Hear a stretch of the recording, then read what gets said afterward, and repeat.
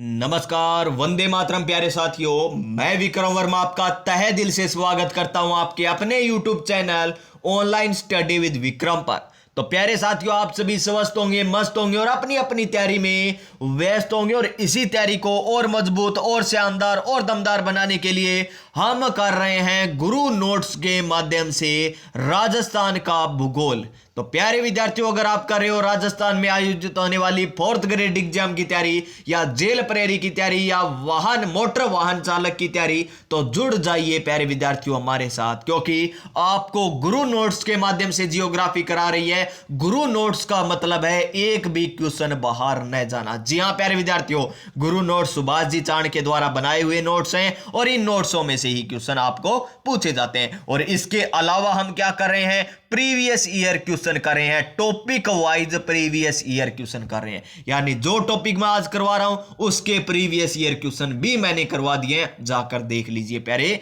विद्यार्थियों। तो चलिए, एक क्लास इस गुरु नोट्स की हो चुकी है। हम टॉपिक कर रहे हैं राजस्थान के अभयारण्य और राष्ट्रीय उद्यान, जिसमें हमने पहली क्लास में राष्ट्रीय उद्यान के बारे में पढ़ लिया था। और राष्ट्रीय उद्यान कितने हैं? 3 राष्ट्रीय उद्यान है। कौन कौन से थे? रण के द्वार। कौन कौन से राष्ट्रीय उद्यान थे? रण के द्वार। ये आपको ट्रिक बताई थी। रण के द्वार यानी रणथंभौर राष्ट्रीय उद्यान, केवलादेव राष्ट्रीय उद्यान और दर्रा राष्ट्रीय उद्यान। और इसकी हमने संपूर्ण व्याख्या भी पढ़ ली थी। एक एक करके देखिए, केवलादेव की हमने पढ़ ली थी और उसके बाद हमने दर्रा यानी मुकुंदरा हिल से राष्ट्रीय उद्यान की भी व्याख्या देख ली थी। उसके बाद आज हम स्टार्ट करने जा रहे हैं वन्य जीव अभ्यारण्य के बारे में। क्या शुरू करने जा रहे हैं? वन्य जीव अभ्यारण्य के बारे में शुरू करने जा रहे हैं। तो नंबर 1 वन्य जीव अभ्यारण्य कौन सा पढ़ेंगे आज हम? राष्ट्रीय मरु उद्यान। क्या पढ़ेंगे आज हम? राष्ट्रीय मरु उद्यान के बारे में पढ़ेंगे। तो देखिए, कौन कौन से जिले में यह स्थित है। तो राष्ट्रीय मरु उद्यान स्थित है जैसलमेर और बाड़मेर जिले में। कौन से जिले में? जैसलमेर और बाड़मेर जिले में स्थित है। इसे अभ्यारण्य का दर्जा कब दिया गया? सन 1981 में दिया गया। कब दिया गया? सन 1981 में दिया गया। राजस्थान का सबसे बड़ा अभ्यारण्य, लगा लीजिए इसको स्टार। क्यों लगवा रहा हूं प्यारे विद्यार्थियों? क्योंकि कल की क्लास में मैंने बताया था राजस्थान का सबसे बड़ा राष्ट्रीय उद्यान। कल क्या बताया था आपको? राजस्थान का सबसे बड़ा राष्ट्रीय उद्यान बताया था। और कुछ साथी इसमें कंफ्यूज हो जाते हैं। क्यों कंफ्यूज हो जाते हैं? कंफ्यूज होने का कारण है इसके नाम में क्या होना? राष्ट्रीय उद्यान होना। ये देखिए, यहां पर नाम में क्या दे रखा है? राष्ट्रीय मरु उद्यान। लेकिन ये राष्ट्रीय नहीं है, ये केवल क्या है? वन्य जीव अभ्यारण्य है। देखिए, नाम में इसमें राष्ट्रीय लगा रखा है, इसलिए क्या हो जाते हैं विद्यार्थी? कंफ्यूज हो जाते हैं। क्वेश्चन आपसे पूछा जाएगा कि राजस्थान का सबसे बड़ा राष्ट्रीय उद्यान कौन सा है, तो अधिकतर बच्चे क्या करके आएंगे? राष्ट्रीय मरु उद्यान करके आएंगे। लेकिन आपका क्या हो जाएगा? गलत हो जाएगा, क्योंकि राष्ट्रीय उद्यान तो 3 ही है। कौन कौन से? रण के द्वार यानी रणथंभौर, केवलादेव और दर्रा राष्ट्रीय उद्यान। 3 ही राष्ट्रीय उद्यान है, जिसमें से सबसे बड़ा राष्ट्रीय उद्यान कौन सा था? रणथंभौर था। कौन सा था? रणथंभौर राष्ट्रीय उद्यान था। जिसका क्षेत्रफल कितना था रणथंभौर का? रणथंभौर का क्षेत्रफल था 282 वर्ग किलोमीटर स्क्वायर था। लेकिन अगर आपसे पूछे कि राजस्थान का सबसे बड़ा अभ्यारण्य कौन सा है, तब आएगा हमारा आंसर राष्ट्रीय मरु उद्यान। कितना क्षेत्रफल है इसका? 31 दूना 62 यानी 3162। 31 की गुणा 2 से कीजिए, क्या आएगा? 32। 31 की गुणा 2 से करेंगे तो 62 आएगा, यानी 31 दूना 62 इसका क्षेत्रफल है। जिसमें से 1900 किलोमीटर स्क्वायर तो कहां पर है? जैसलमेर में है। और 1262 कहां पर? बाड़मेर में स्थित है। तो यहां पर इसकी खास बातें देख लीजिए, क्या क्या इसकी खास बातें हैं राष्ट्रीय मरु उद्यान की। तो इसमें गोडावण, टिड्डी, पीवड़ा सर्प पाए जाते हैं। गोडावण, टिड्डी, पीवड़ा ये सर्प पाए जाते हैं जी। पीवड़ा, ये पीवड़ा है, पावड़ा कोनी। क्या है? पीवड़ा है जी, पावड़ा कोनी। क्यों थे बात कर रहे हो? तो आगे देखिए, इसमें आकलवुड फॉसिल पार्क स्थित है। इसमें आकलवुड फॉसिल पार्क भी है। ये कितनी बार ही क्वेश्चन पूछा जा चुका है कि आकलवुड फॉसिल पार्क कहां पर? जैसलमेर में राष्ट्रीय मरु उद्यान में स्थित है। ठीक है। इसमें मरुस्थलीय घास जैसे सेवण घास, दामन घास, करड़े, अंजन, मुरात मिलती है। पूछा जाएगा सेवण, दामन, करड़ी है क्या ये? तो ये है घास। क्या है? ये घास के नाम है सेवण, धामन, करड़, अंजन। और ये देखिए ये क्या है? यह एक वनस्पति रहित अभ्यारण्य है। लाठीसिरी क्षेत्र भी स्थित है। यहां पर पीवड़ा सर्प भी पाया जाता है और रात को क्या करता है? आपकी सांस को रोक लेगा और आपकी मृत्यु हो जाएगी। गोडावण भी पाया जाता है। सेवण घास भी यहां पर पाई जाती है। और देखिए यहां पर क्या क्या इंपॉर्टेंट है। आक्कल वुड फॉसिल पार्क, जी हां, आक्कल गांव है में 18 करोड़ वर्ष पुराने 25 वुड फॉसिल पार्क विद्यमान है, इसलिए इसे जीवाश्म उद्यान के नाम से भी जाना जाता है। किसे? आक्कल वुड फॉसिल पार्क को जीवाश्म उद्यान भी कहा जाता है। और यह राष्ट्रीय मरु उद्यान है, आक्कल गांव में स्थित है। और आक्कल गांव जैसलमेर में। शाहबाज वल्लभ जैसलमेर का इस क्षेत्र का चित्ता पुनर्वास योजना के लिए चयन हुआ था। देखिए क्वेश्चन पूछा जाएगा आपसे, क्या चित्ता पुनर्वास योजना के लिए किस जगह का चयन किया गया है? तो शाहगढ़ बलज क्षेत्र का, शाहगढ़ बलज क्षेत्र जैसलमेर का यहां पर चयन किया गया है। और इसमें अफ्रीका और ईरान से लाकर चित्तों को रखे जाने की संभावना है। यह हुआ हमारा एक अभियान। चलिए इसका क्या करते हैं, हम यहां पर रिवीजन करते हैं, तभी तो समझ में आएगा अच्छे तरीके से। सबसे पहले हमने देखा राष्ट्रीय मरु उद्यान कौन कौन से जिलों में? जैसलमेर और बाड़मेर में। कितना क्षेत्रफल जैसलमेर में? 1900 वर्ग किलोमीटर स्क्वायर। यहां पर कितना? 1262। टोटल मिलाकर कितना हो गया? 31 दूना 62 वर्ग किलोमीटर स्क्वायर हो गया, जो क्या है? राजस्थान का सबसे बड़ा उद्यान है। राजस्थान का सबसे बड़ा क्या है? वन्य जीव अभ्यारण्य है। ठीक है।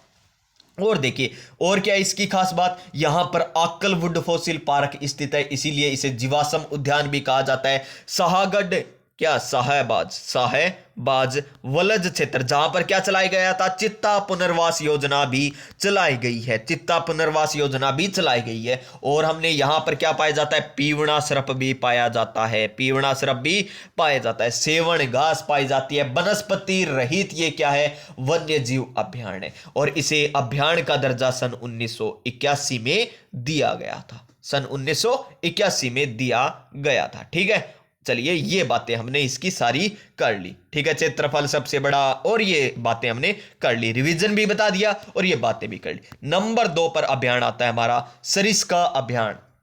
और सरिस्का अभियान कहां पर है? ये है हमारा अलवर में। कहां पर? अलवर में। कितना? 544 वर्ग किलोमीटर। दर्जा 1955 को इसे अभियान का दर्जा दिया गया। 1955 को इसे अभियान का दर्जा दिया गया। और राष्ट्रीय मरु उद्यान को 1981 में दिया गया था। 1981 में, इसे 1955 में दिया गया।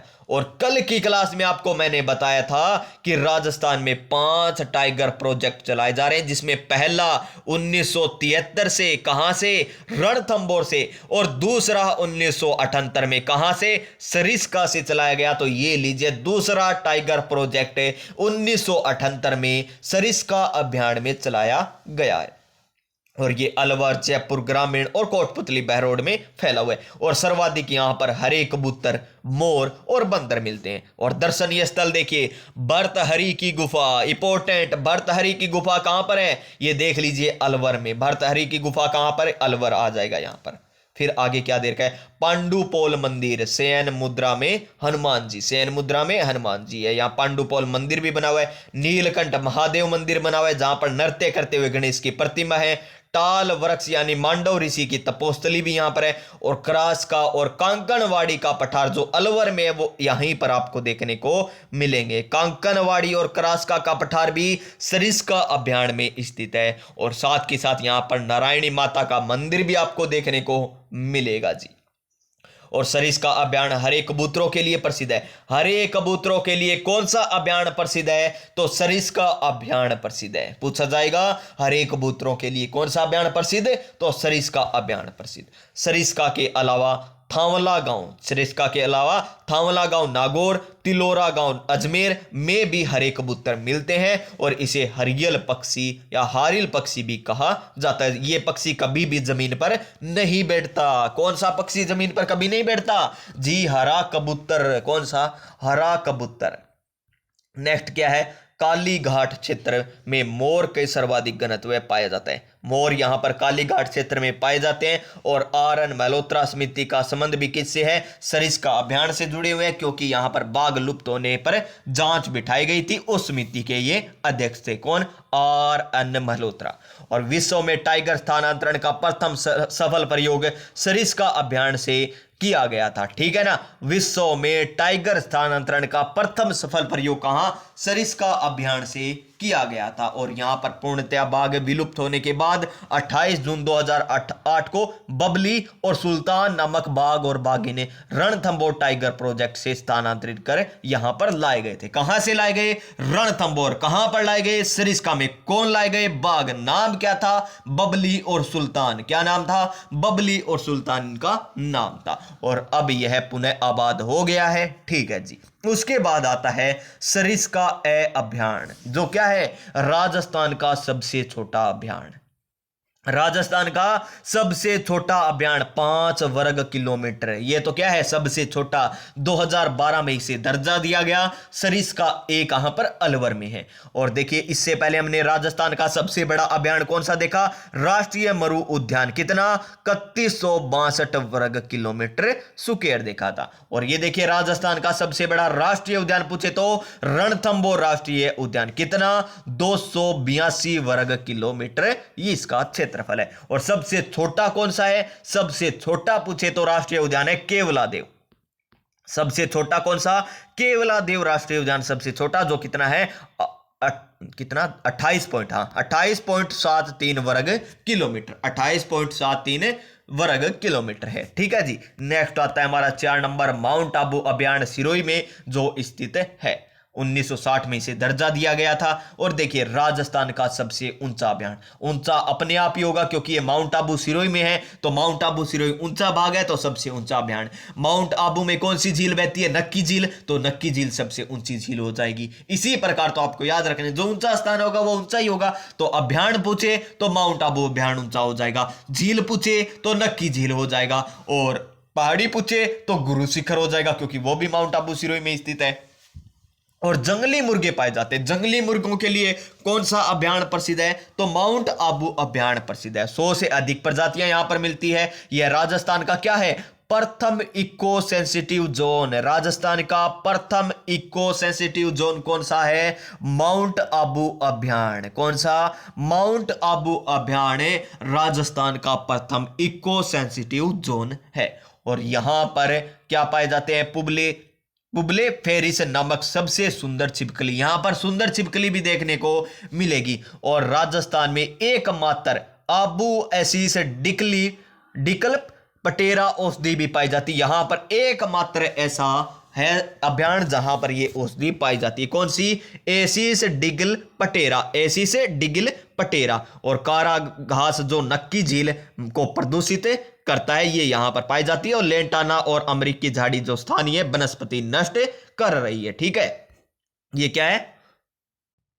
लेटाना क्या है? लेटाना एक प्रकार की वनस्पति है। अमेरिकी झाड़ी है। क्या है? एक अमेरिकी झाड़ी है। कौन? लेटाना। जो क्या कर रही है? स्थानीय जो यहाँ की वनस्पति है उसे नष्ट कर रही है। कौन कर रही है? अमेरिकी झाड़ी। कौन? लेटाना। लेटाना अमेरिकी झाड़ी है एक प्रकार की, जो यहाँ की स्थानीय वनस्पति को नष्ट कर रही है। तो देखिए, हमने यहाँ पर क्या देखा? इंपॉर्टेंट बातें। नंबर 1 पर देखा सबसे ऊंचा अभियान है ये। यहाँ पर जंगली मुर्गे पाए जाते हैं। प्रथम इको सेंसिटिव जोन भी कौन सा है? माउंट आबू में है। यहां पर राजस्थान की एकमात्र औषधि कौन सी? एसिस डिगल पटेरा पाई जाती है। यहां पर लेटाना अमेरिकी झाड़ी भी पाई जाती है। और यहां पर आपको सुंदर छिपकली देखने को मिलेगी। फिर आता है कुंभलगढ़ अभियान। कौन सा?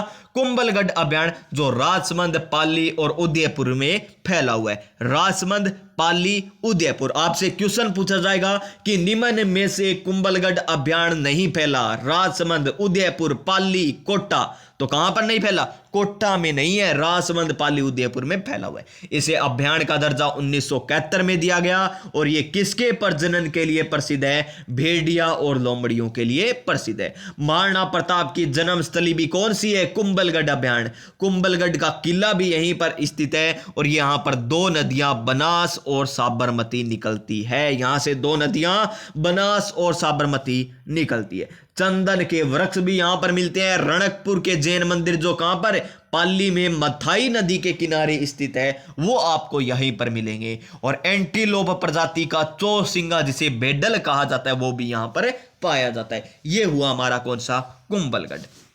उसके बाद जैसमंद आता है जो सलूम्बर में स्थित है। वर्तमान सलूम्बर जिला बन चुका है और सलूम्बर उदयपुर ब्रैकेट में लिख लीजिए। अगर उदयपुर आ जाए तो उदयपुर कर देना और सलूम्बर आ जाए तो सलूम्बर कर देना। जैसमंद अभयारण्य सलूम्बर उदयपुर में, और इसे कहा जाता है जलचरों की बस्ती। क्या कहा जाता है, जलचरों की बस्ती इसे कहा जाता है। और इसे अभयारण्य का दर्जा 1955 में दिया गया था। फिर आता है फुलवारी की नाल अभयारण्य। फुलवारी की नाल अभयारण्य की बात करें तो ये उदयपुर में है। कहां पर है, उदयपुर में स्थित है। इसे दर्जा 1983 में। वर्ष भर यहां पर फूलों से ढका होने के कारण इसे फुलवारी कहा जाता है। यानी वर्ष भर यहां पर फूल खिले ही रहते हैं, इसलिए इसे फुलवारी की नाल अभयारण्य कह दिया गया है। और महाराणा प्रताप की क्या है, यहां पर कर्मस्थली, यानी जहां पर महाराणा प्रताप ने क्या किए थे, अपने कर्म किए थे, यानी कर्मस्थली कहलाती है फुलवारी की नाल अभयारण्य यहीं पर। और देश का प्रथम ह्यूमन एनाटॉमी पार्क भी कहां पर विकसित किया जा रहा है, यहां पर फुलवारी की नाल अभयारण्य में। और यहीं से मानसी और वाकल जल परियोजना और मानसी वाकल नदियां भी यहां से गुजरती है। कहां से, फुलवारी की नाल अभयारण्य से। तो यह भी आपको याद रखना है। नेक्स्ट आता है सज्जनगढ़ अभयारण्य जो कहां पर, उदयपुर में। कहां पर, सज्जनगढ़ अभयारण्य उदयपुर में। दर्जा 1987 में। मेवाड़ का क्या, ये पुराना शिकारगाह है। मेवाड़ का क्या, एक है पुराना शिकारगाह है। और ये कौन सी पहाड़ी पर है, बांसदरा पहाड़ी पर स्थित है। और इसी पहाड़ी पर क्या बना हुआ है, सज्जनगढ़ दुर्ग भी बना हुआ है। और ये राजस्थान का दूसरा सबसे छोटा, पहला सो कौन सा था, सरिस्का ए था। पहला कौन सा था, सरिस्का ए, जो कहां पर था, अलवर में। दूसरा कौन सा आ गया, सज्जनगढ़ आ गया। दूसरा कौन सा, सज्जनगढ़ आ गया, जो कहां पर है, उदयपुर में। कहां पर है, उदयपुर में स्थित है।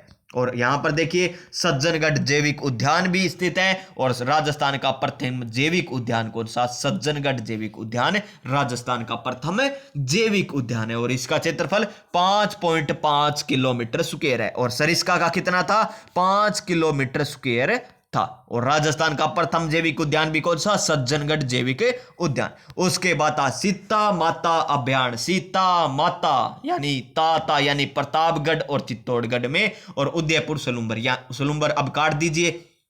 अगर नए जिले पूछे जाएं तो सलूम्बर याद रख लीजिए। नए जिले पूछे जाएं तब सलूम्बर आएगा, अन्यथा सलूम्बर नहीं आएगा। इसे क्या कहते हैं, देखिए यहां पर सागवान वनों वाला एकमात्र अभयारण्य है। देखिए सागवान, सर्वाधिक सागवान के वन कहां पर मिलेंगे आपको, सीता माता अभयारण्य में मिलेंगे। और यहां पर देखिए एंटीलोप, चौसिंगा यानी भेडल, एकमात्र हिरण, नर 4 सींग वाले यहां पर पाए जाते हैं। और जाखम बांध भी इसी अभयारण्य में स्थित है। कौन सा बांध, जाखम बांध, जो कहां पर है, प्रतापगढ़ में स्थित है। और यहां पर सीता माता का मेला ज्येष्ठ अमावस्या को लगता है। कब लगता है, ज्येष्ठ अमावस्या को। सर्वाधिक जैव विविधता वाला कौन सा है, सीता माता अभयारण्य क्या है, सर्वाधिक जैव विविधता वाला वन्य जीव अभयारण्य। सर्वाधिक वन कौन से, सागवान के वन पाए जाएंगे। सर्वाधिक औषधि यहां पर पाई जाएगी।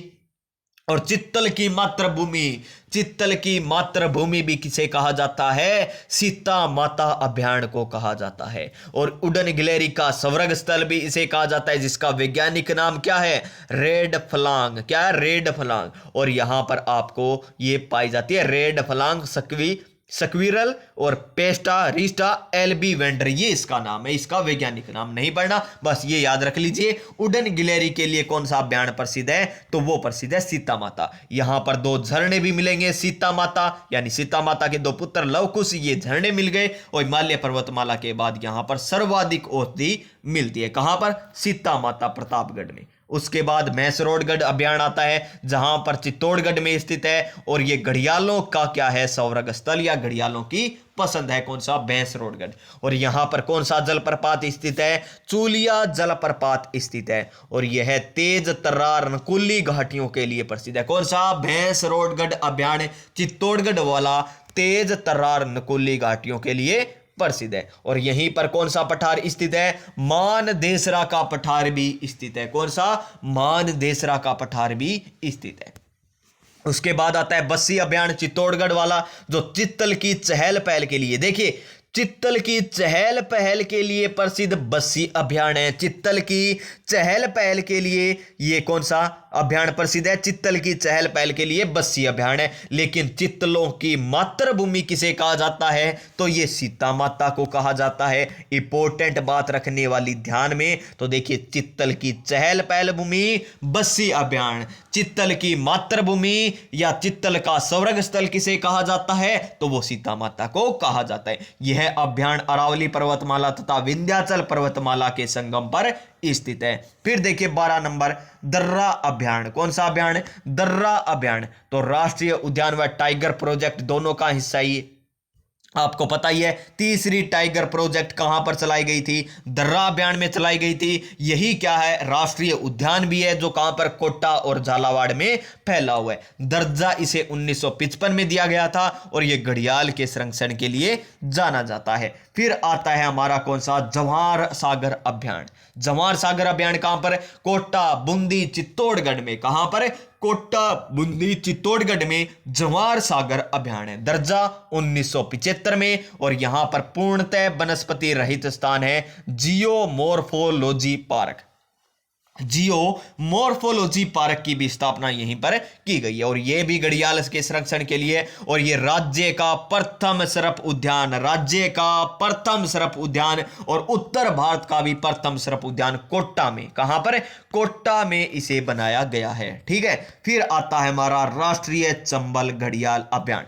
कोटा, बूंदी, सवाई माधोपुर, करौली, धौलपुर जिलों में फैला हुआ, और दर्जा 1979 में यह भी घड़ियाल के संरक्षण के लिए जाना जाता है। 3 राज्यों में फैला हुआ है, मध्य प्रदेश, राजस्थान और उत्तर प्रदेश। और इस अभियान में कौन सी मछली पाई जाती है? गंगाई डॉल्फिन मछली पाई जाती है, जो पूरे भारत के लिए क्या है? ये राष्ट्रीय जलीय जीव है ना। कौन सी? गंगाई डॉल्फिन क्या है? भारत का राष्ट्रीय जलीय जीव है, तो ये यहां पर पाई जाती है। उसके बाद आता है हमारा रामगढ़ विषधारी अभियान। कौन सा? रामगढ़ विषधारी अभियान है, जो बूंदी में स्थित है। दर्जा 1982 में दिया गया। उपनाम इसे पाइथन, अजगर शरण स्थली या रणथंभौर बाघों का जच्चा घर भी से कहा जाता है, और मेज नदी यहां से गुजरती है। और रामगढ़ विषधारी क्या है? राजस्थान की चौथी टाइगर प्रोजेक्ट परियोजना है, जो कब शुरू हुई थी? 2021 में शुरू हुई थी। 2021 में शुरू हुई थी, या जून 22 में, 2022 में। ठीक है जी, 2022 में। देख लीजिए, यह राज्य की चौथी बाघ परियोजना है, जो जून 2022 में शामिल हुई थी। और रामगढ़ विषधारी टाइगर प्रोजेक्ट बूंदी के रामगढ़ विषधारी वन्यजीव अभियान और निकटवर्ती क्षेत्र टाइगर रिजर्व घोषित किया गया। और इसका क्षेत्रफल देख लीजिए कितना है, और ये कहां कहां पर फैला हुआ है, ये भी देख लीजिए। ये बूंदी, कोटा, भीलवाड़ा और शाहपुरा जिलों में विस्तृत है। और यह राजस्थान का चौथा और देश का 52वां टाइगर प्रोजेक्ट है। कौन सा? देश का 52वां टाइगर प्रोजेक्ट है। ये हुए हमारा आज 15 अभियान। 15 अभियान हमने पढ़ लिए, कल हम और पढ़ लेंगे। तो प्यारे विद्यार्थियों, आज पहली क्लास में हमने राष्ट्रीय उद्यान देखा, आज की क्लास में हमने 15 राष्ट्रीय क्या वन्यजीव अभियान देखे हैं, और कल हम ये आगे की क्लास से और कर लेंगे। उसके बाद जंतुवाल्य भी देखेंगे, मृगवन भी देखेंगे, यानी संपूर्ण टॉपिक करने वाले हैं, जो गुरु नोट्स में हमें दे रखे हैं। आपका रिवीजन चल रहा है। वैसे आपको मैंने बिल्कुल आराम से करवा रखा है, पहले जाकर देख लीजिए पूरी क्लासें। अगर प्रीवियस ईयर क्वेश्चन करना चाहते हैं तो वो भी क्लास चल रही है, और करंट अफेयर्स की क्लास लगाना चाहते हैं तो वो भी क्लास चल रही है, राजस्थान की पॉलिटी करना चाहते हैं तो वो भी क्लास चल रही है। तो जाकर क्लासों को लगाइए और अपनी तैयारी को मजबूत कीजिए। प्यारे विद्यार्थियों, मिलेंगे नेक्स्ट क्लास में नई ऊर्जा, नई उमंग, नए मोटिवेशन के साथ। तब तक जय हिंद, जय भारत।